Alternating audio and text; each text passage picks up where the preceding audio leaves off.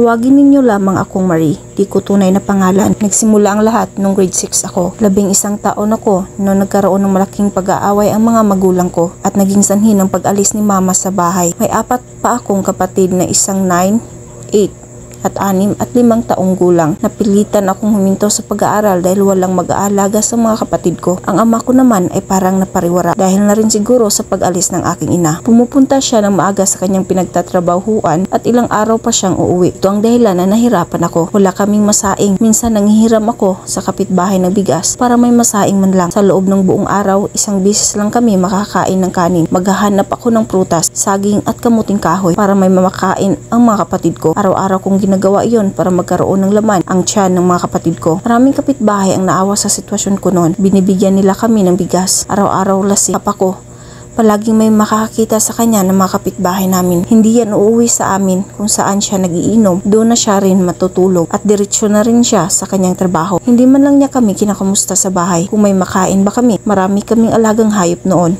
na unti-unting binibinta ni Papa at pinag-inom lang. Hindi rin nakabili kahit isang sakong bigas man lang para sa aming magkakapatid. Tuwing naubusan kami ng bigas, iiyak na lamang ako. Palagi kong tinatawag ang mama dahil sa sakit na aking naramdaman at sa maraming iisipin kung saan na naman ako manghihiram ng bigas para may makain ang mga kapatid ko.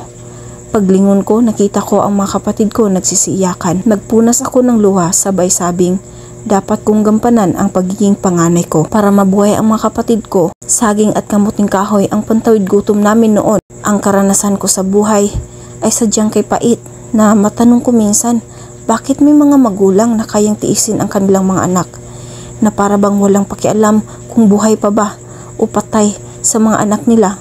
Ngayon dala-dala ko pa ang sakit na ito dahil na rin siguro sa mga naranasan naming gutom noon. Nakapagtapos ako ng kolehiyo sa dahil na rin sa pagpasok ko bilang working student. Kahit medyo late na ako, pinagsikapan kong makabalik sa pag-aaral habang ginagampanan pa rin ang pagiging breadwinner sa mga kapatid ko. Ngayon, isa na akong successful entrepreneurs. Nakapagtapos na rin ang pag-aaral ang mga kapatid ko. Wala na rin akong balita sa aking ina. Ang aking ama naman ay nag-asawa ulit at hindi na kami binalikan. Kaya nagsumikap ako ng maigi para maitawid ko sa kahirapan ng aking mga kapatid. At sa awa ng Diyos, nagpagtagumpayan ko lahat ng pagsubok na yon. Meron na din akong sariling pamilya ngayon at siniguro kong hindi ko pababayaan ang aking mga kapatid kahit pareho na silang successful at may kanya-kanyang pamilya. Hanggang dito na lang at naway magsilbi itong aral sa lahat na hindi hadlang ang kahirapan upang umangat tayo sa buhay. Maraming salamat sa pakikinig.